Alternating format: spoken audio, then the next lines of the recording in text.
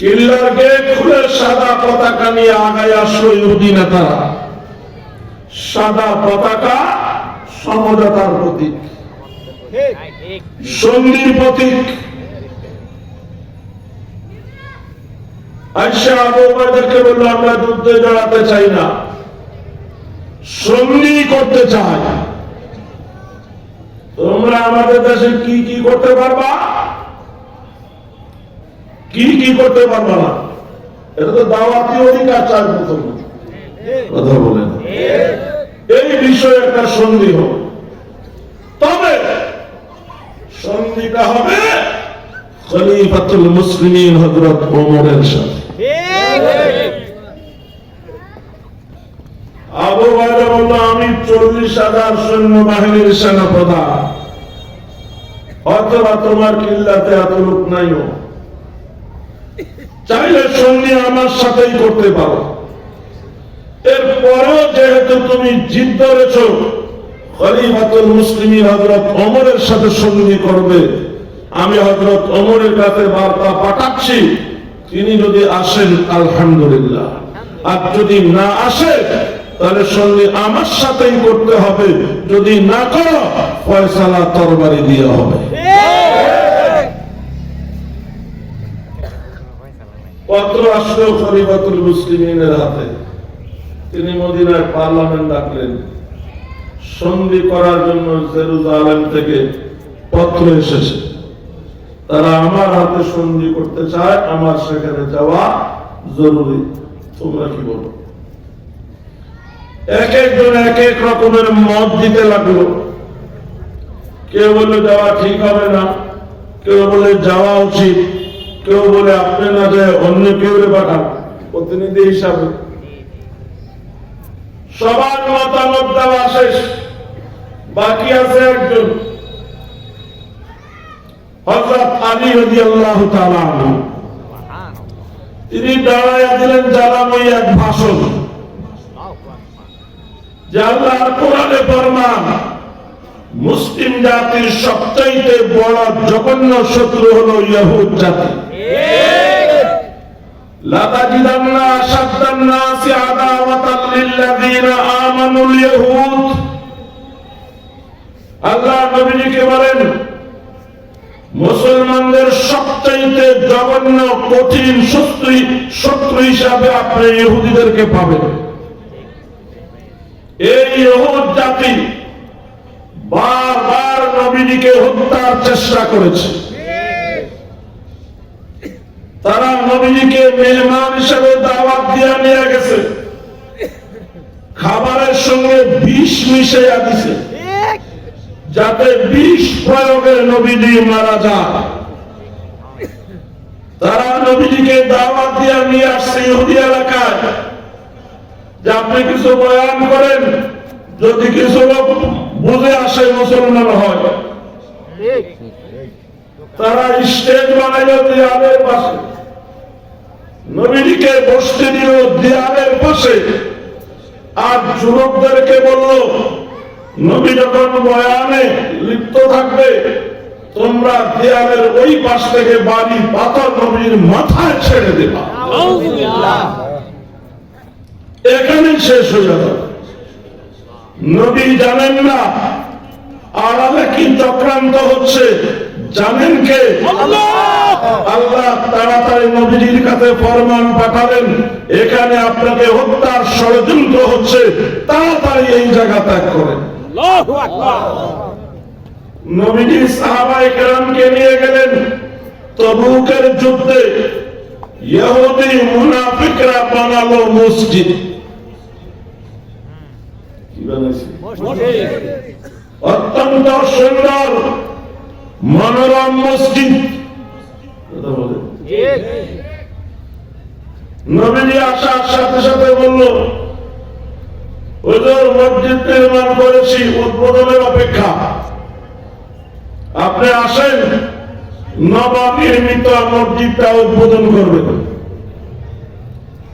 মসজিদের ভিতরে বিষাক্ত অস্ত্র, উদ্দেশ্য উদ্বোধনের জন্য নবীজি মসজিদে প্রবেশ করলে সেখানে শেষ করে দেবে। সব মসজিদ মসজিদ নয়, কথা বলে না। সব ইমাম ইমাম নয়, সব তসবিহ জিকির নয়।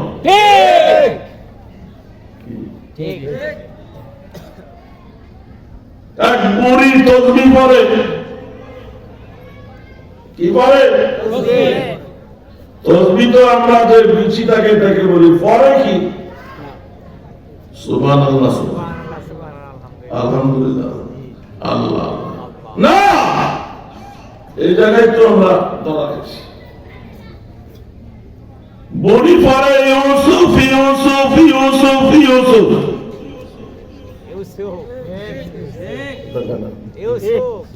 বড়ি তসবিহ আল্লাহ আল্লাহ না, সুবহানাল্লাহ না, বড়ি তসবিহ ইউসুফ। আপনি কি বুঝছেন? তসবিহ মানে আল্লাহ আল্লাহ, তসবিহ মানে সুবহানাল্লাহ, তসবিহ কারো হাতে থাকলে হাসান বসরি না রাবেয়া বসরি, জোলাই হাত তসবিহ আল্লাহ আল্লাহ সুবহানাল্লাহ কি জোলাই হাত তসবিহ ইউসুফ ইউসুফ ইউসুফ ইউসুফ ইউসুফ ইউসুফ। আরেক বেড়ি তসবিহ পড়ে পাকিস্তানের বেনজির ভুট্টো, কিসের তসবিহ? আয়াতুল কুরসি তসবিহ। কি বলে? তো আয়াতুল কুরসি তো এত লম্বা, এত লম্বা এত তসবিহ পড়ে কেমনে? বলে শর্ট করে দিয়েছে। আয়াতুল কুরসিকে কেমনে শর্ট করছে? বলে আয়াতুল কুরসির মধ্যে আছে ওয়াসিআ কুরসিয়ুহুস সামাওয়াতি ওয়াল আরদ। উনি আগের পরের সব বাদ দিয়া রাখছে শুধু কুরসি। কি রাখছে? কুরসি। এখন তসবিহ পড়ে কুরসি কুরসি কুরসি কুরসি কুরসি কুরসি কুরসি। কি কুরসি?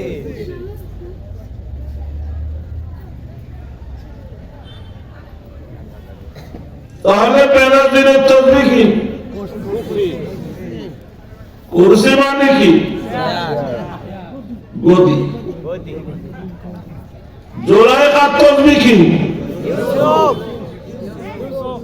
সব তসবিহ সুবহানাল্লাহ নয়, সব মসজিদ মসজিদ নয়, সব ইমাম ইমাম নয়।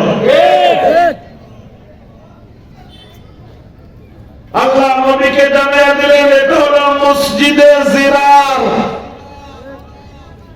আপনার জীবন নাশের মসজিদ। লা তাকুম ফীহি আবাদা, কখনো আপনি এই মসজিদের কাছেও যাবেন না। লা মাসজিদুন উসসিসা আলা তাকওয়া, আপনি যাবেন মসজিদে কুবা। ওই মসজিদে কুবা যারা তৈরি করেছে সেটা তাকওয়ার উপরে প্রতিষ্ঠিত হয়েছে। আর যেখানে দাওয়াত দেওয়া হচ্ছে এটা মসজিদে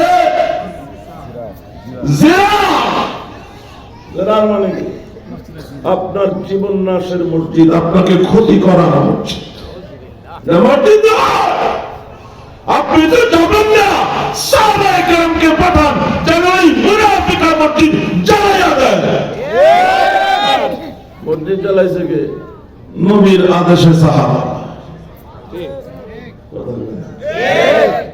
কেন? এই মসজিদ মসজিদ না, সব মসজিদ মসজিদ না, সব ইমাম ইমাম না। যে ইমাম জান্নাতের সার্টিফিকেট বিক্রি করে ওই ইমাম ইমাম না। ফতোয়া নেন ওই ইমামের পিছে নামাজ হবে না, ওই জাতীয় ইমামের বয়ান শোনাও পাপ।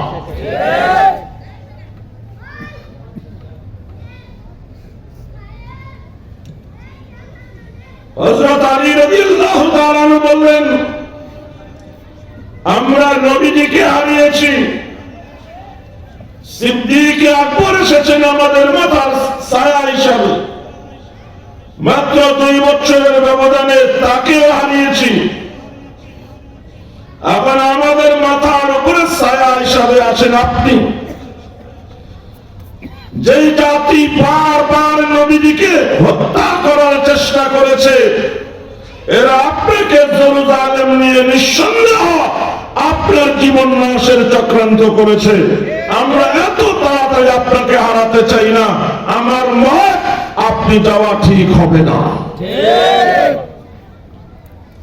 ইতিমধ্যে যারা বিভিন্ন রকমের মতামত দিয়েছিল, হযরত আলী রাদিয়াল্লাহু তাআলা আনহুর মতামত শোনার পর সবাই দাঁড়ায় গেল। আমরা আমাদের মতামত প্রত্যাহার করলাম। আমরা হযরত আলী রাদিয়াল্লাহু তাআলা আনহুর মতের সঙ্গে একমত হলাম। এখন পার্লামেন্টে 100 ভাগ সদস্যদের মত হইল হযরত ওমর না যাওয়া। ফয়সালা কে দেবে? যদিও বিষয়টা নিজের ব্যাপারে, ফয়সালার দায়িত্ব ওনার, তিনি দাঁড়ালেন। আলহামদুলিল্লাহ, আমার প্রতি আপনাদের মহাব্বত আছে, ভালোবাসা আছে, দয়া আছে, মায়া আছে। আপনারা আমাকে বাঁচাতে চাচ্ছেন, সেখানে জীবন নাশের সম্ভাবনা আছে। আমি যেন সেখানে না যাই, বেঁচে যাই। এতে কি বোঝা যায়? আমার প্রতি আপনাদের মহাব্বত আছে, দয়া মায়া আছে, আপনারা আমাকে বাঁচাতে চাচ্ছেন। খলিফাতুল মুসলিমিন হযরত ওমর বলেন, আমার যে মরাই লাগবে। আপনারা চাচ্ছেন আমাকে বাঁচাতে, আমার যে মরাই লাগবে। মরা লাগবে না? আপনারা মরবেন না? কে মরবেন না? দাঁড়ান দেখি। আচ্ছা, দাঁড়াইতে শোনেন, হাত উঠান দেখি। কোনদিনও মরবেন না। ওমর বলছে আমার যে মরাই লাগবে, তো আমাদেরও যে মরাই লাগবে। লাগবে না? মরাই যেহেতু লাগবে, তাহলে ফিলিস্তিনে মসজিদে আকসা রক্ষার জন্য কে কে বলতে রাজি? হাত দেখাও।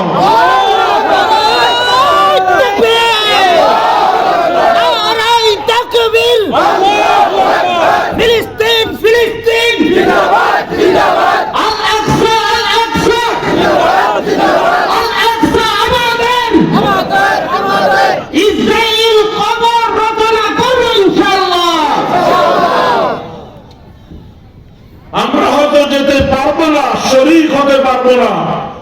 আল্লাহর কসম, যারা হাত তুলেছেন ফিলিস্তিনের জিহাদের শরীক হওয়ার সওয়াব পেয়ে গেছে।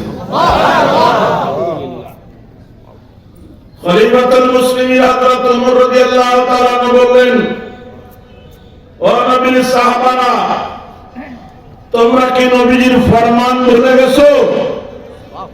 নবীজি বলেছেন, কোন জাতি যদি সন্ধি করতে চায়, সমাজতা করতে চায়, তোমরা যুদ্ধে জড়াইও না, তোমরা লড়াইতে জড়াইও না, সন্ধি করিও, এতেই কল্যাণ।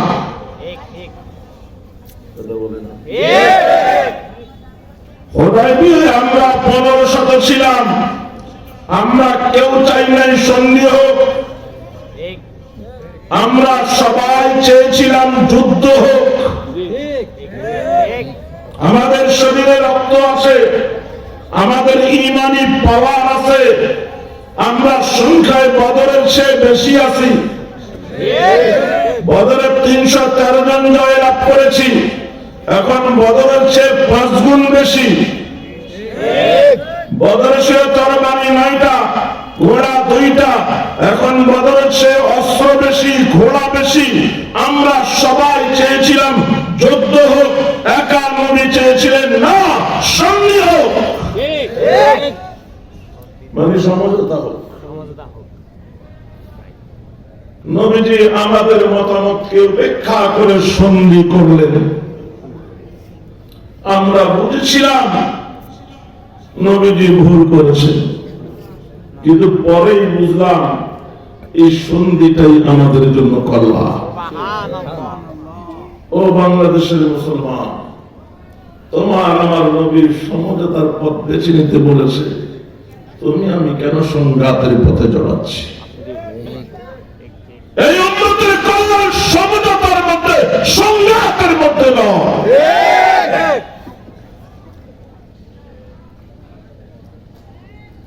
আমি তোমার কেন হাজার অমরের জীবন বিপন্ন হতে পারে, নবীজির এই ফরমান রক্ষার জন্য আমাকে অবশ্যই যেতে হবে। তোমরা বাধা দিও না, দোয়া করে দাও। হযরত আলীর বক্তৃতায় যেমন সবাই আলী পক্ষে একমত, খলিফাতুল মুসলিমিন হযরত ওমরের বক্তৃতায় সবাই আবার বুঝে গেছে। ঠিক আছে, ঠিক আছে, নবীর ফরমান রক্ষার জন্য আপনার যাওয়া উচিত। জান, আল্লাহ আপনাদের হেফাজত করুন। একটা উট নিলেন আর একজন গোলাম নিলেন। গোলামের নাম আসলাম রাদিয়াল্লাহু তাআলা। খলিফাতুল মুসলিমিন উটের উপরে সওয়ার হলেন আর রশি গোলাম আসলামের। রশি ধরে ধরে আসলাম যাচ্ছে আর খলিফাতুল মুসলিমিন হযরত ওমর উঠে চড়ে যাচ্ছে। এক মঞ্জিল যাওয়ার পরে খলিফাতুল মুসলিমিন হযরত ওমর লাফ দিয়ে উট থেকে নেমে গেলেন, বললেন, আসলাম এবার তুমি উঠো, রশি আমাকে দাও। আসলাম বলে, খলিফাতুল মুসলিমিন কি বলেন? আপনি অর্ধ পৃথিবীর বাদশা, আমি হলাম প্রজা। আপনি হলেন আমার মালিক, আমি হলাম আপনার কিনা গোলাম। আপনি মালিক হয়ে রশি টানবেন, গোলাম হয়ে উঠে চড়বো। আপনি অর্ধ পৃথিবীর খলিফা হয়ে রশি টানবেন, প্রজা হয়ে উঠে চড়বো। এটা কখনো হতে পারে না। মুসলমান শুনো, হযরত ওমর বললেন, আসলাম দুনিয়াবি পরিচয়, আমি খলিফা তুমি প্রজা, আমি মালিক তুমি গোলাম, কিন্তু জাতে আমরা দুজনই মানুষ। দুইজনেরই জাত এক, দুইজনের মা বাবা এক, দুইজনেরই স্রষ্টা এক, দুইজনেরই নবী এক, দুইজনের ধর্ম এক। আসলাম তুমি বলে গেছো নবীজির জীবনের শেষ ফরমান, শেষ কথা। নবীজির জীবনের শেষ কথা, আসসালাত আসসালাত আসসালাত। উম্মত নামাজ নামাজ নামাজ নামাজ। এটা হলো না, এটা হলো শেষ কথার আগের কথা। এটা হলো শেষ কথার আগের কথা। এই কথার পরে হলো যেটা শেষ কথা, ওয়ামা মালাকাত আইমানুকুম, ওয়ামা মালাকাত আইমানুকুম। উম্মত গোলাম বান্দির ব্যাপারে সাবধান। মনে রাখতে হবে, তুমিও মানুষ, গোলাম বান্দিও মানুষ। তুমি মালিক হয়েছে বলে, সে গোলাম হয়েছে বলে তার সঙ্গে দুর্ব্যবহার করিও না। তুমি যা খাবে তাকে তাই খাওয়াবে, তুমি যা পরবে তাকে সেই মানের কাপড় দেবে, তুমি যেই ধরনের ঘরে থাকবে তাকে সেই ধরনের ঘর দিবে। এটা হচ্ছে নবীজির জীবনের শেষ ফরমান। এরপরে আর একটা কথা আছে, সেটা উম্মতের জন্য না। বলেন না, সেটা উম্মতের জন্য না, সেটা নবীর আর আল্লাহ। সেটা কি? আল্লাহুম্মার রফিকাল আ'লা। আল্লাহ তুমি আসমানে আমার বন্ধু, তুমি আসমানে আমার প্রিয়জন। দুনিয়াতে আমার বহু প্রিয়জন আছে। ফাতেমা আমার প্রিয়জন, আয়েশা আমার প্রিয়জন, সৌদা আমার প্রিয়জন, হাসনাইন আমার প্রিয়জন, আলী আমার প্রিয়জন।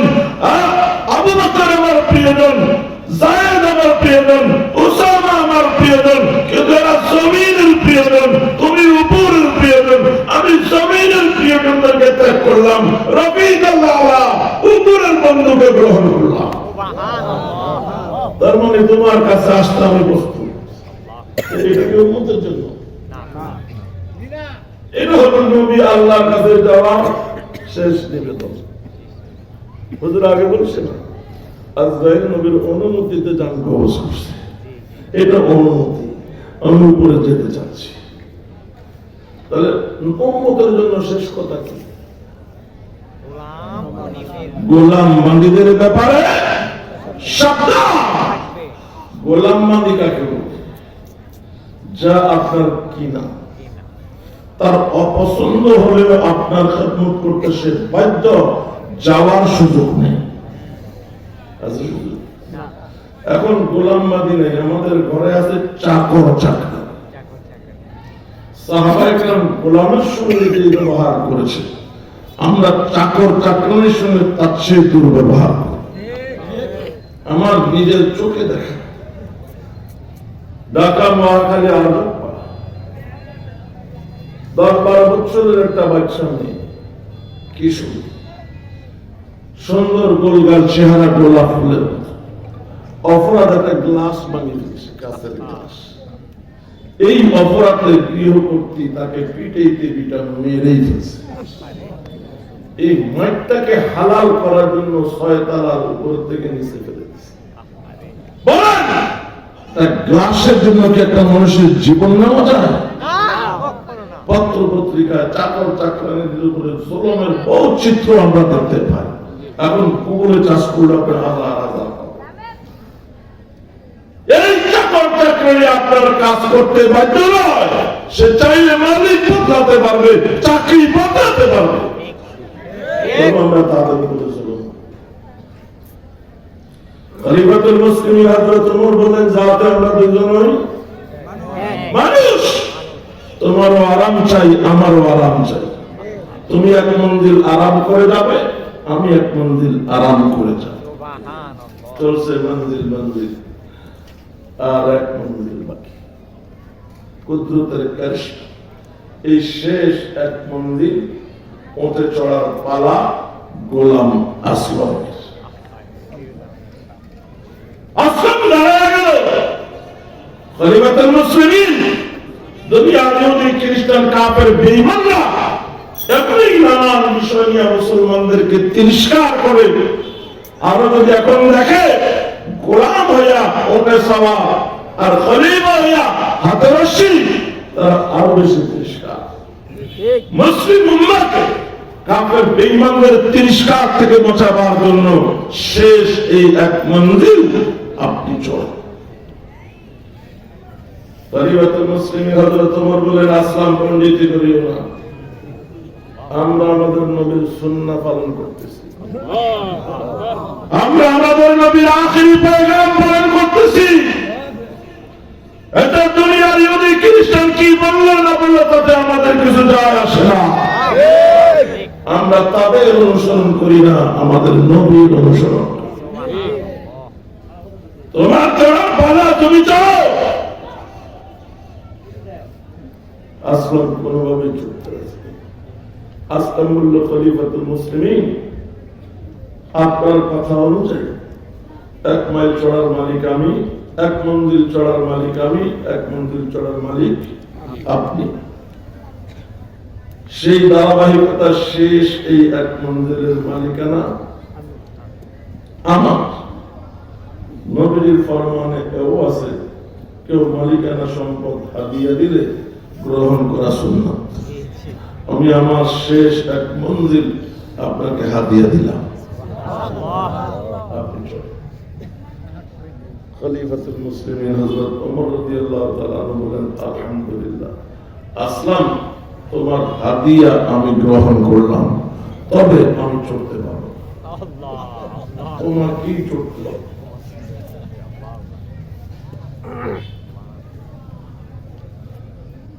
যদি নাই চলেন তাহলে হাদিয়া কেমনে গ্রহণ করা হলো? হ্যাঁ, হাদিয়া গ্রহণ করলাম, এখন মালিক আমি, কিন্তু আমি সংগত কারণে চলতে পারবো। মরুভূমিতে আজ আমি আর তুমি ছাড়া কেউ নাই। তুমি যে শেষ 1 মন্দির আমাকে হাদিয়া দিয়েছ, এটা হয়তো কেউ জানবে না, কিন্তু মানুষ মন্দির বনবে। মদিনার থেকে জেরুজালেমে মন্দির বনবে। মন্দির বনতে গিয়ে দেখবে প্রথমে ওমর চড়েছে, শেষে ওমর চড়েছে। মন্দির হিসাব করলে দেখবে ওমর এক মন্দির বেশি চড়ছে।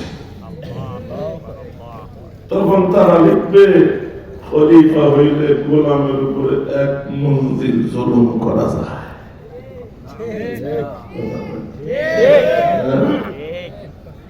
আসলাম ইতিহাসের কাকড়া থেকে বাঁচাবার জন্য হাদিয়া গ্রহণ করা সত্ত্বেও তোমাকেই করতে হবে। আসলাম আর কোন পথ খুঁজে পাইল না ওমরকে চড়াইবার জন্য, বাধ্য হয়ে উঠে বসে। ওমর চলছে কিল্লার দিকে। আপনি কি মনে করেন ইহুদিরা খলিফাতুল মুসলিমিন হযরত ওমরকে সন্ধির জন্য ডাকছে? হ্যাঁ, না। এদের চক্রান্ত হবে, এরা খলিফাতুল মুসলিমিন হযরত ওমরকে ফুলের মালা দিয়ে স্বাগত জানাবে। অর্ধ পৃথিবীর খলিফা এত বড় ব্যক্তিত্ব জেরুজালেম আসতেছে, আর আস্তিনের ভিতরে থাকবে বিষ মাখা ছুরি। এভাবে ফুলের মালা দেবে, আস্তিন থেকে ছুরি বাইর করে গলা ফসাইয়া দেবে। 40,000 মুসলিম সেনাবাহিনীর সামনে যখন খলিফা শহীদ হয়ে যাবে, এরা দিশেহারা হয়ে যাবে, কি হতে কি হয়ে গেল। মুস্তাক বেকার তোর কচু কাটা দেব, এটা হলো ওদের মূল চক্র। যে জাতি আমাদের নবীকে শান্তি দেয় নাই, ওই জাতি উম্মতকে শান্তি দিবে, এটা হতে পারে না। আল্লাহ কোরআনে বহুবার বলেছে, লা তাত্তাখিযুল ইয়াহুদা ওয়ান নাসারা আউলিয়া। ও মুসলমানেরা, ইহুদি আর খ্রিস্টানকে বন্ধু বানায়ো না। ওদের বন্ধু হওয়ার যোগ্যতাই নেই, আমাদের বন্ধু হওয়ার যোগ্যতাই নাই, ওদের নাই। এখন ওদের উপরে সওয়ার কে? আসলাম রশি খলিফা। তাদের তো ধারণা যে ওদের সওয়ার সে খলিফা। তারা তো চিনে না, কারণ ফেসবুক ছিল না, ইউটিউব ছিল না। তারা ফুলের মালা নিয়ে যাচ্ছে যে ওদের সওয়ার আর্থিক। আসলাম বলতেও পারতেছে না, সইতেও পারতেছে। লজ্জায় সংকোচে তার কান পয়সা গেছে, মাথা নিচু করতে শুরু করছে। এক পর্যায়ে মুখের পিঠের সাথে মাথা ঠেকে গেছে যে এই কমবক্ত ইহুদিরা তো ভুল করতেছে, আমারে ভুল দিয়া। ইহুদি নেতারা দাঁড়ায় গেল, হায় আল্লাহ, এতদিন কি শুনেছি আর এখন কি দেখছি। এতদিন শুনেছি খলিফাতুল মুসলিমিন হযরত ওমরের নাম শুনলে পৃথিবীর পরাশক্তি রোম সাম্রাজ্যবাদী তরতর করে কাঁপে, পারস্য সাম্রাজ্যবাদী তরতর করে কাঁপে। ওমর যে পথ দিয়ে হেঁটে যায়, এক সপ্তাহ শয়তান ওই পথে হাঁটে না। আর এখন বাস্তবে কি দেখছি, মাথা মতো শরীর কাঁপছে। একে তো ফুল দিয়ে এভাবে মারার দরকার নাই, এরা তো ধমক দিলে আমাদের সব দাবি মানে। এবং তাদের ওই চক্রান্ত দিকে তারা আগাইল না, আসলাম বাঁচি গেল। আসলামের খবর ছিল, রশি টানতে টানতে গেট পর্যন্ত পৌঁছে গেছে খলিফাতুল মুসলিমিন হযরত ওমর। সেনাপতি আবু উবাইদা ইবনে জাররাহ রাদিয়াল্লাহু তাআলা আনহু সালাম আলাইকুম আসসালামু আলাইকুম ওয়া রাহমাতুল্লাহ মুসাফা করলো, মুআনাকা করলো, মদিনার খবর জিজ্ঞাসা করতেছে। ইহুদি নেতারা বলতেছে, আবু উবাইদা কে খলিফা?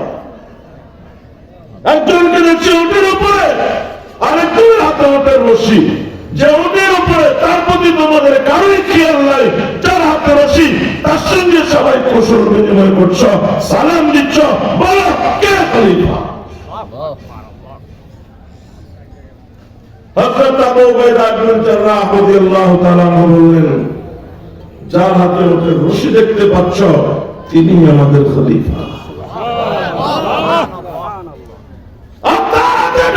রশি নয়, এটা হচ্ছে উম্মতের দায়িত্বের রশি। খলিফাতুল মুসলিমিন হযরত ওমর ইহুদিরা তাদেরকে বললেন, তোমরা কাগজ নাও, কি কি শর্তে সন্ধি করতে চাও বলো, আমি দস্তখত দিয়ে চলে যাই, আমার হাতে সময় দাও। কিল্লার প্রধান নেতা বলল, আপনি খলিফা হইয়া রশি টানলেন আর গোলাম হইয়া উঠে সাওয়ার হইয়া আসলো, রহস্য বুঝলাম না। খলিফাতুল মুসলিমিন হযরত ওমর রাদিয়াল্লাহু তাআলা বললেন, এটা আমাদের ধর্মীয় ব্যাপার, আমাদের নবীর সুন্নাহর ব্যাপার, নবীর আদর্শের ব্যাপার, এটা তোমার না বুঝলেও চলবে, আমি যে কাজে আসছি আগে সেই কাজ করো। কিল্লার নেতা বলল, না, এই রহস্যটা আগে বুঝতে হবে, পরে শুনবে। খলিফাতুল মুসলিমিন হযরত ওমর রাদিয়াল্লাহু তাআলা আনহু পথে ঘটে যাওয়া ঘটনাটা সবিস্তারে বলল। সব শোনার পর কিল্লার প্রধান থেকে নিয়ে তারওয়ান পর্যন্ত 100 বার ইহুদি কালিমা পড়ে মুসলমান হয়ে গেল। যাদের মাতৃভূমিতে মসজিদে আকসা, যাদের জন্মভূমিতে মসজিদে আকসা, যাদের বাপদাদার ভিটে বাড়িতে মসজিদে আকসা, তারা 100 বার মুসলমান হওয়ার মাধ্যমে মসজিদে আকসা এবং জেরুজালেম মুসলমানদের হয়ে গেছে। কিয়ামত পর্যন্ত পৃথিবীর কোন জাতি মসজিদে আকসার দাবি করার কোন সুযোগ থাকলো না। বলেন, মসজিদে আকসা কাদের? মুসলমানদের। আমাদের দাবি করার সুযোগ নেই, আছে? কথা বলেন। জেরুজালেম আমাদের, মসজিদে আকসা আমাদের। মসজিদে আকসা রক্ষণাবেক্ষণ করত উচ্চ মানের ইহুদিরা, নেতৃস্থানীয় ইহুদিরা। নেতৃস্থানীয় ইহুদিরা যখন মুসলমান হয়ে গেছে, সিরিয়া ফিলিস্তিন জর্দানের বেশিরভাগ ইহুদি মুসলমান হয়ে গেছে। ওরা মুলকে শাহ মুসলমানদের হাতে চলে আসে।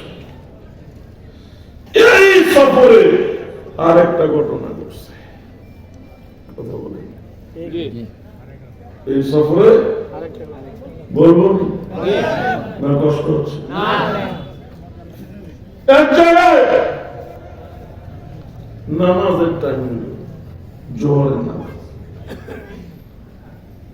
খলিফাতুল মুসলিমিন হযরত ওমর আসলামকে বলেন, আসলাম, আশেপাশে একটু ঘুরে দেখো কোন মুসলিম বসতি আছে কিনা, মুসলিম পাড়া আছে কিনা।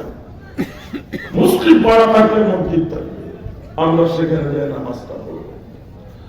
আসলাম ঘুরে দেখো আশেপাশে কোথাও কোনো মুসলিম এলাকা নাই, আছে খ্রিস্টান এলাকা, সেখানে আছে গির্জা। খলিফাতুল মুসলিমিন হযরত ওমর বলেন, আসলাম, যাও গির্জার পাদ্রীকে বলো আমরা গির্জায় নামাজ পড়তে চাই। সে যদি অনুমতি দেয় পড়ব, না হয় না।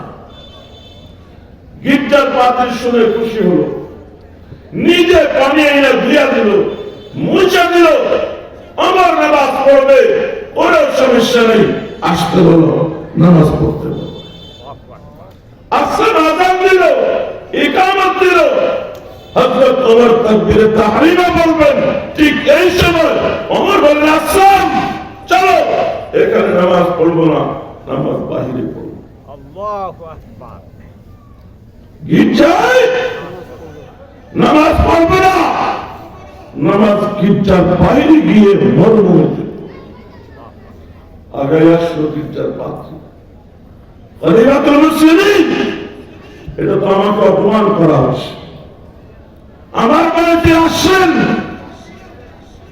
আমি জায়গাটা ধুয়ে দিলাম, মুছে দিলাম, অনুমতি দিলাম, নামাজের পুরা প্রস্তুতি সম্পন্ন, এখন বলছেন নামাজ পড়বেন না। কারণ খলিফাতুল মুসলিমিন হযরত ওমর রাদিয়াল্লাহু তাআলা খ্রিস্টান পাদ্রীর পিঠে হাত দিয়ে বললেন, ভাই রাগ হইও না, আমি তোমার এই গির্জার হেফাজত করতে চাই। আর যদি এই গির্জার দ্বারাই আমি ওমর নামাজ পড়ি, কার কোন মুসলমান দাবি উঠাবে ওমর যেখানে নামাজ পড়েছে ওইটা ইহুদি খ্রিস্টানদের দখলে থাকলে হতে পারে না। আমরা উদ্ধার করব, দখল করব, মসজিদ বানাবো। তোমার এই গির্জা জবরদখল থেকে বাঁচাবার জন্য নামাজ গির্জায় না পড়ে আমি বাহিরে পড়তে চাই। কথা বলেন, জবরদখলের পথ খুলছে না পথ বন্ধ করছে? খলিফাতুল মুসলিমিন হযরত ওমরকে যারা জানে চিনে, এরা সংখ্যালঘুদের ধর্মীয় উপাসনালয়ে হামলা চালাতে পারে না। কি বলছি আমি? হুজুর কন্যাকা কি বলছি? খলিফাতুল মুসলিমিন হযরতকে যারা বেশি জানে চিনে, এরা অন্য ধর্মীয় লোকের উপাসনালয়ে হামলা চালাতে পারে না। তো ওমরকে বেশি জানে কারা? ওলামা। আমরা পড়ে জানি, আপনারা আমাদের থেকে যা বলি এটা শুনি জানেন। কার জানা বেশি? এখন কোন অমুসলিমদের গির্জা হামলা হইলে মৌলবাদী, যারা তোমাকে জানা চিনে বুঝে, এরা পৃথিবীর কোন অমুসলিমদের রাস্তায় হামলা চালাতে পারে না। যারা তোমাকে জানা চিনে কম হামলা চালিয়ে তারাই চালাইতে পারে দুনিয়াবি স্বার্থ হাসিলের জন্য। হামলা চালায় এক গোষ্ঠী, দোষ দেওয়া হয় আরেক জাতির। হিন্দুদের কোন মন্দিরে হামলা করার জন্য কোন বক্তাকে, কোন আলেমকে, কোন মঞ্চে কোন প্রকার উস্কানি দিতে কোনদিন শুনে গেছে? এই যে এতগুলি কথা বললাম, তাদের আস্থানে হামলা করার জন্য না বাঁচাবার জন্য? কাল বলবে কোথাও যদি হামলা হয়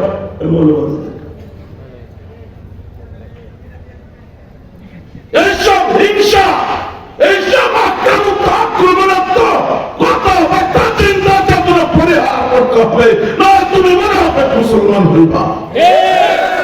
নির্দোষকে দোষী বানাইবা, দোষীকে নির্দোষ বানাইবা।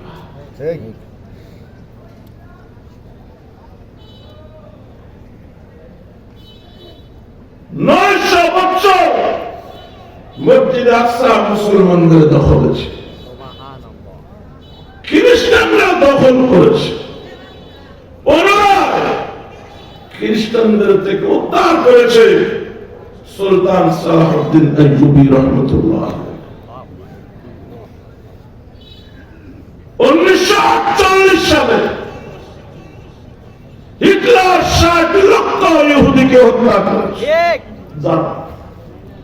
কিছু ইহুদিকে হিটলার বলেছে 60 লক্ষ ইহুদিকে হত্যা করার পর কাজটা ঠিক করেছি না ভুল করেছে এটা বোঝার জন্য কিছু ইহুদি রেখে দিলাম। সারা দুনিয়াতে যত অশান্তি আছে, যত নফরত আছে, বেহায়াপনা আছে, সব ইহুদিদের থেকে সৃষ্টি। পিটায়া জার্মান থেকে বের করে দিল। পৃথিবীর কোন খ্রিস্ট দেশ, কোন হিন্দু দেশ, কোন বৌদ্ধ দেশ, কোন মুসলিম দেশ এই ইহুদিদেরকে জায়গা দিতে রাজি নেই। সরল প্রাণ ফিলিস্তিনের মুসলমানেরা ফিলিস্তিনের ইসরায়েল অঞ্চলে জার্মান থেকে উৎখাতকৃত ইহুদিদেরকে রিপোর্টি হিসাবে, শরণার্থী হিসাবে, রোহিঙ্গা হিসাবে জায়গা দিয়েছে। আজ এই শরণার্থীরাই ফিলিস্তিনের মুসলমানদের জন্য কাল হইয়া দাঁড়াইছে। 70-75 বছর ধরে জুলুম করে আসছে মুসলমানদের উপরে। মুসলমানদের একটা গ্রুপ হামাস কি প্রস্তুতি আছে আমরা জানি না। প্রস্তুতির প্রয়োজন হয় না যদি আল্লাহর সাহায্য থাকে। কি মাঠটা যে দিতেছে সমতল যুদ্ধে, আগে তো উপর থেকে ফেলছে, এখন সমতলে যখন আসছে সেরকম মাঠ দিতেছে। মনে রাখবেন বিজয় মুসলমানদের হবে, পরাজয় ইহুদিদের হবে। কারণ ইহুদিদের উপরে খোদাই লানত আছে, আলাইহিমুজ জিল্লাহ ওয়াল মাসকানা।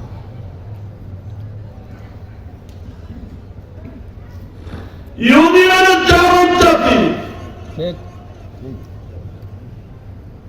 খ্রিস্টানরা হইল গাধা, নির্ভর বড়। এ জো বাইরে খ্রিস্টান, ফ্রান্সের মেট্রো খ্রিস্টান, আস্থা খাতা বড় নির্ভর, ভালো মন্দ বিচার বুদ্ধি নেই। ইহুদি কারা, খ্রিস্টান কারা? খ্রিস্টান মানে হয় যারা ঈসা নবীকে মানে, মানার দাবিদার, মানে না মানার দাবিদার। আর ইহুদি কারা? যারা বলে ঈসা নবী জারজ, ঈসা নবীর মা অসুখী। আপনাকে জারজ বলবে, আপনার মাকে অসুখী বলবে, আপনার যদি ঘৃণা থাকে তার সাথে আপনার বন্ধুত্ব হবে না। পৃথিবীর মানচিত্রে ইহুদিদের কোনো দেশ নেই। ইহুদিরা মুসলমানদের যত ক্ষতি করতেছে, খ্রিস্টানদের সহযোগিতা করতেছে। কোন দেশ তাদের নেই।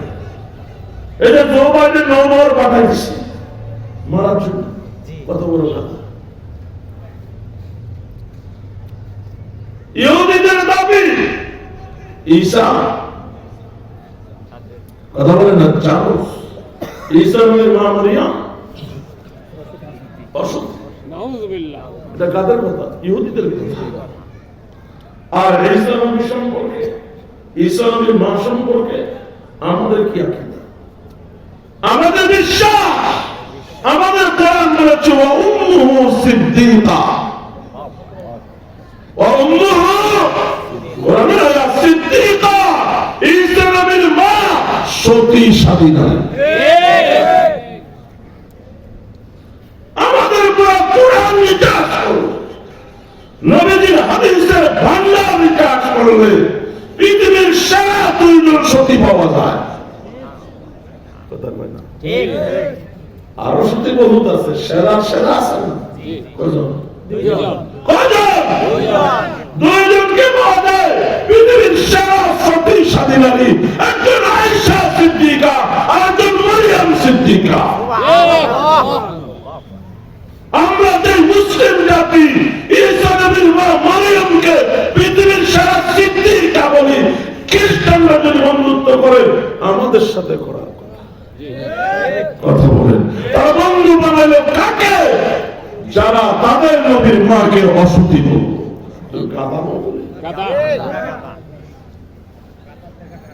এখানে শেষ নয়, 30 পারা করা একজন মাত্র মহিলার নাম আছে, পুরুষ অনেক নাম আছে, নবীর নাম আছে, কাফের নাম আছে, সাহাবীর নাম আছে, বিস্তারিত বলার সামনে। তবে একজন মাত্র মহিলার নাম আছে। নবীর উপরে কোরআন নাযিল হয়েছে, এই কোরআনে যদি কোন মহিলার নাম থাকে, সে হওয়ার কথা পৃথিবীর প্রথম মুসলমান বিবি খাদিজা। হওয়ার কথা নবীজির প্রিয়তমা আলিয়া আম্মা জান আয়েশা সিদ্দিকার কথা। হওয়ার কথা নবীজির কলিজার টুকরা ফাতিমাতুজ জাহরার কথা। আল্লাহ পাক নবীর কোন বিবির নাম দিলেন না।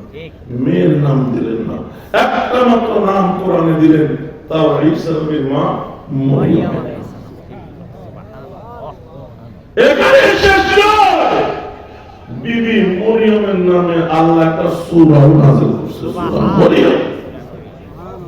এখানে শেষ নয়, মরিয়মের বাবার নামে ইমরান আলাইহিস সালাম। মসজিদে আকসা, বাইতুল মুকাদ্দাসের ইমাম। আল্লাহ মরিয়মের বাবার পরিবারের নামেও সূরা দিয়েছে, সূরা আলে ইমরান। কথা বলেন ঈসা নবীর মা সম্পর্কে আমাদের আকীদা পরিষ্কার। অতএব তারা যদি মৃত্যু বানায় আমাদেরকে বানাবার কথা, তারা আমাদেরকে ধ্বংস করার জন্য মৃত্যু বানাইল জামাত ইহুদিদের। ঈসা নবী বাবা সারা হয়েছে, বাবাকে ইহুদিরা কয় জামাত, খ্রিস্টানরা গাদা, বাবা আল্লাহ।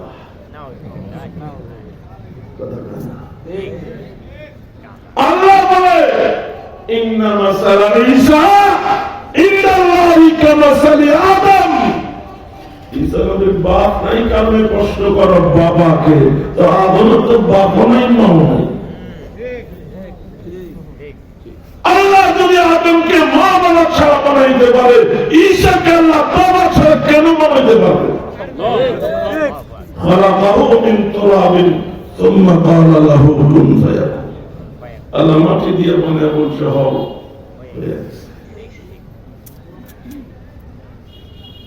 আল্লাহ বুঝার তৌফিক দান আমিন। ইসরায়েলে আইন আছে, 16-17 বছর যখন বয়স হবে, ছেলে হোক মেয়ে হোক, 16-17 বছর বয়সের আগেই সামরিক ট্রেনিং গ্রহণ করতে হবে, বাধ্যতামূলক। তার মানে কি, যতগুলি ইহুদি ততগুলি সঠিক। কেন? ইহুদিরা তো রক্ষার জন্য যাতে লড়াই করতে পারে। আর আমাদের মাদ্রাসার ছাত্ররা যদি একটু হাত পা নাড়াচাড়া করে,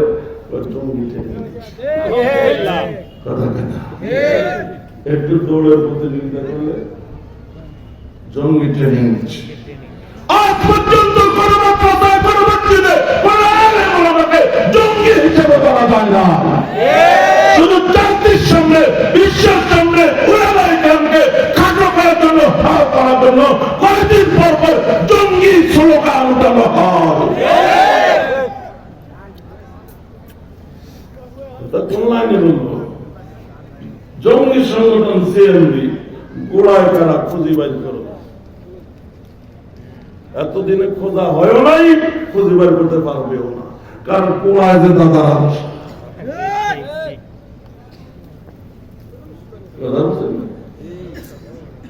আল্লাহ বুঝার তৌফিক দান করে। আজকের এই মাহফিল মহিলা মাদ্রাসার উদ্যোগ। কথা বলেন, যে যতই লাফালাফি করুক না কেন, ইমাম মাহদী আসবে, পুরা পৃথিবী মুসলমানরা শাসন করবে। ইমাম মাহদীর প্রধান সহকর্মী হবে 9 জন, 9 জন সব হবে অনারব। 9 জনের মধ্যে 7 জন হবে আফগানিস্তান থেকে। আফগানিস্তান মানে তালেবান, তালেবান মানে কওমি। 100 ভাগ তালেবান কওমি। 7 জন যদি ইমাম মাহদীর সাথে কওমি নেতা থাকে, আর আমরা কওমি সন্তান যারা আছি, আমরা তো সবার আগে তো বলতে পারেন আগামী বিশ্ব কওমিদের বিশ্ব।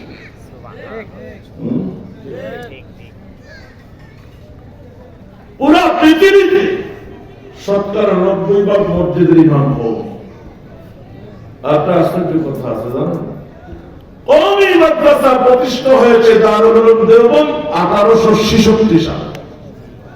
তো 66 থেকে বর্তমান পর্যন্ত কত বছর হয়? 150 বছরের বেশি। কথা বলে না, 150 বছরের বেশি। আর কওমি মহিলা মাদ্রাসা হয়েছে আজ থেকে 15 থেকে 20 বছর আগে, এর আগে ছিল না।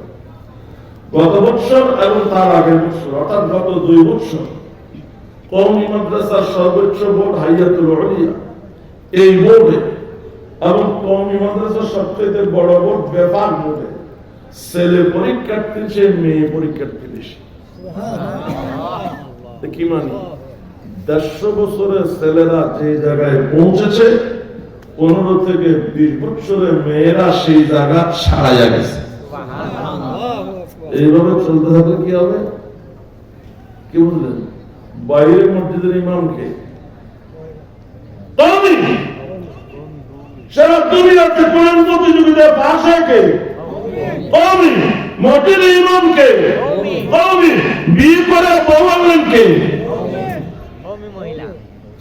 গড়া কওমি, বাইরে কওমি। কথা বলেন। আমি একটা কওমি মহিলা মাদ্রাসা চালাই নাটোর জেলায়। সবচেয়ে বড় সমস্যা কি জানেন? সবচেয়ে বড় সমস্যা আমার মেয়েগুলো সব কাবিন ছাড়া বিয়ে হয়। কেউ বুঝলো না?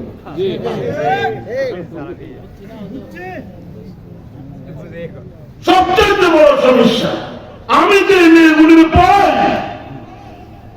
এগুলি সব কাবিন ছাড়া বিয়ে হয়ে যায়। 2 দিন আমি ধমক দিছি, আমি পুলিশ ডাকবো যদি কাবিন ছাড়া কোনো বিয়ে হয়।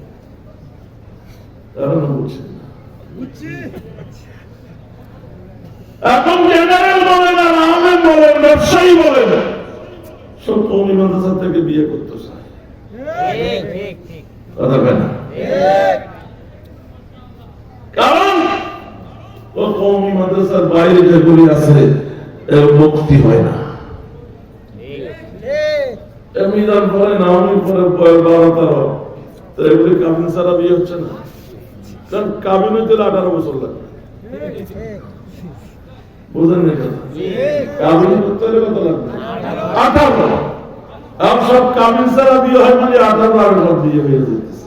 দাম আমাদের নিতেই পারি না। বলেন ঘরেও কওমি, বাইরেও কওমি, আপনি কি করবেন? আসার কথা না। ইসলামের প্রচার প্রসারে ইসলাম রক্ষায় পুরুষের যেমন অবদান আছে নারীদেরও অবদান আছে। প্রথম মুসলমান নারী, প্রথম শহীদ নারী, ইসলামের ভয়ানক যুদ্ধ খন্দকের যুদ্ধ। নবীজি সব পুরুষ মুজাহিদকে খন্দকের পাড়ে নিয়ে গেলেন আর সব নারীদেরকে এক জায়গায় পাহাড়ের উপরে তাঁবু বানায়া তাঁবুতে থাকতে দিলেন। ওই ইহুদি একটা দল আসছে যে মহিলাদের তাঁবুতে যদি হামলা চালানো হয়, মহিলাদের শিশুদের আত্মচিৎকারে মুজাহিদরা খন্দকের পার সাইরা এখানে আসবে, এই সুযোগে শত্রু মদিনায় প্রবেশ করে। আমার মহিলারা কি একা না পাহারাদার সৈন্যবাহিনী আছে? এটা তো আগে যাচাই করা দরকার। এই জন্য একজনকে পাঠাইলে উপরে, ইহুদি উপরে আপনার মহিলাদের জন্য পাহারাদার একজন, এবং তাবুর বাহিনী ইহুদি গোয়েন্দা মারতেছে। বিষয়টা দেখলো কে? নবীজির ফুফু সাফিয়া রাদিয়াল্লাহু তাআলা। তিনি পাহারাদারকে ডাকলেন, কার জন্য হাঁটার আলামত বোঝা যাচ্ছে, আস্তে আস্তে যাও, এক কোপে তারা 2 টুকরা করে দাও। পাহারাদার কয় আমি এটা মানুষ জবাই করে দেব? নবীজির ফুফু সাফিয়া বলে তুমি ছাড়া এখানে আর কে আছে? পাহারাদার বলে আমি যদি একটা মানুষ জবাই করার মতো সাহস রাখতাম তাহলে তো আমি খন্দক করে ফার দিয়ে তরবারি দিতাম।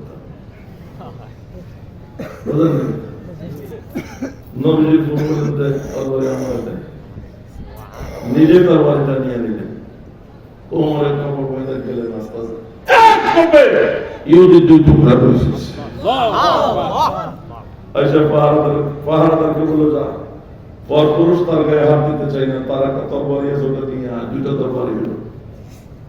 আর শুনো এই ইহুদি গোয়েন্দা একা এখানে আসে না। নিশ্চয়ই নিচে তার সাথীরা আছে। তার লাশটা কোলে করে পাহাড়ের উপর থেকে নিচে ছুঁড়ে মারো। সাথীরা যখন লাশ পাবে ধরে নিবে, পাহাড়ের উপরে মহিলারা একা নাই, এদের পাহাড়ের সৈন্যদল আছে যাকে গোয়েন্দাগিরির জন্য পাঠিয়েছি। সে যত লাশ হয়ে এসেছে, আমরা যদি এই লাশ হওয়া লাগবে। যদি ইহুদিরা সেদিন নারীদের রাস্তায় হামলা চালাইতে পারত, ঘটনা ভিন্ন কিছু হতো। এক নারীর সাহস আর বুদ্ধি, আর বুদ্ধির কারণে ভয়ানক যুদ্ধ থেকে মুসলিম উম্মাহ হয়েছে। আজ মহিলা প্রধানমন্ত্রী আছে, মহিলা স্পিকার আছে, মহিলা আর্মি আছে, মহিলা পুলিশ আছে, মহিলা ফুটবলার আছে, মহিলা ক্রিকেটার আছে, মহিলা সাঁতারু আছে, শুটারু আছে, মহিলা আলেমার বাবা, কথা কয় না, মহিলা হাফেজার বাবা।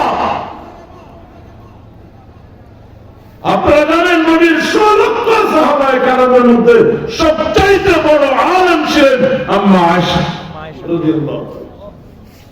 হযরত ওমর রাদিয়াল্লাহু তাআলা আনহু বলেন, আম্মা আয়েশা কানাত আলেমুন নাস। আম্মা আয়েশা ছিলেন মানুষের মধ্যে সবচাইতে বড় আলেম। আলেম তিব্বান ওয়া শিরআন ওয়া ফিকহান। আম্মা আয়েশা ছিল আরবি সাহিত্য, কবিতার জ্ঞান, চিকিৎসা বিজ্ঞানের জ্ঞান, মাসলা মাসাইলের। তো মহিলা আলেম হওয়ার প্রয়োজন আছে না? হাফেজ হওয়ার প্রয়োজন আছে না? স্কুলে দিলে হবে না, কলেজে দিলে হবে না, কোথায় দিলে হবে? মাদ্রাসায়। এই জন্য আমার সর্বশেষ দুইটা কথা, যার যতগুলো মেয়ে আছে মেহরবানি করে মহিলা মাদ্রাসায় দিবে। আর ছেলেদের মধ্যে থেকে অন্তত একটাকে মাদ্রাসায় দিয়ে আলেম বানাবেন, হাফেজ বানাবেন। মেয়ে সবগুলোকে মাদ্রাসায় দেবেন। কেন? নবীজি বলছেন, যার 3টা মেয়ে আসে, সুশিক্ষা দিয়ে যদি সুপাত্রস্থ করে, মা বাবা যদি নিজ আমলে জাহান্নামী হয়ে যায়, মেয়েগুলো সুপারিশ করে জান্নাতে নিয়ে যায়। সাহাবী প্রশ্ন করেছে, যদি 2 মেয়ে হয়?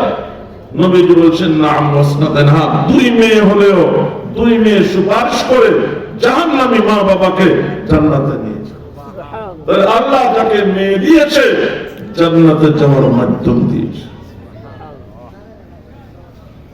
আমরা এতদিন পুরুষ মাদ্রাসায় দান করেছি, পুরুষ মাদ্রাসায় তৈরি করে বাবা, এরা বড় হয়ে কেমন বাবা। মহিলা মাদ্রাসায় তৈরি করে কি মা। বাবার তুলনায় মায়ের খেদমত, মায়ের সেবা 3 গুণ বেশি। কথা বলে অতএব মহিলা মাদ্রাসায় দান করার সময় পুরুষ মাদ্রাসার তুলনায় 3 গুণ বেশি দিতে হবে, সামান্য বেশি দিলে হবে না। তাহলে মায়ের হক আদায় হবে। কে কে মায়ের হক আদায় করতে রাজি আছেন? হাত দেখা। মায়ের হক আদায় করতে কারা রাজি আছেন? আল্লাহ কবুল করে। হাত উঠে রাখেন, আল্লাহ হাতগুলো কবুল করে। এরা মায়ের প্রতি যত্নশীল, মায়ের প্রতি দায়িত্ববান। আল্লাহ সকলের নাম জান্নাতুল ফিরদাউসের তালিকাভুক্ত করে দেন।